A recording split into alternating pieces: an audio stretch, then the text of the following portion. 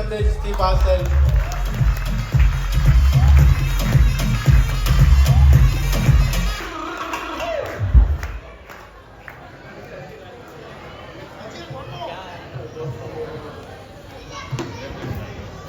મારું આર્કિટેક્ચર પતીને 1 વર્ષ થઈ ગયું. લાસ્ટ જૂનમાં રિઝલ્ટ આવ્યું હતું અને એના પછી મેં જોબ ચાલુ કર્યો સંજયપુરી આર્કિટેક્ટ્સ મહાલક્ષ્મીમાં.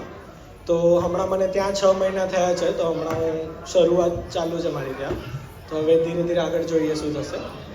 અને બાકીના જે હવે જે સ્ટુડન્ટ ભણે છે ને એ બધા માટે મારું કહેવાનું રહેશે કે તમે આગળ આવો તો ખાલી ભણવા પૂરતું નહીં પણ જીવનમાં શું કરવું છે એની માટે પણ થોડુંક વિચારીને સાથે સાથે એટલે કેમ કે ભણવાનું થતું રહેશે, કેમ કે આપણે કોલેજ જઈએ તો એ ભણવાનું ચાલશે, પણ બાકી જીવનમાં શું કરવું છે ને એને છોડીને, ભણવાનું છોડીને કે કામ છોડીને એને છોડીને જીવનમાં બીજી જેવી રીતે કે આપણો સમાજ છે, બાકી બધી વસ્તુઓ છે, તો એ બધાને પ્રાધાન્ય પણ આપવું જોઈએ સાથે સાથે. તો એના ઉપર પણ થોડુંક ધ્યાન આપીને એના રિલેટેડ કંઈક કરીએ આપણે તો એની માટે પણ સારું રહેશે. ધન્યવાદ.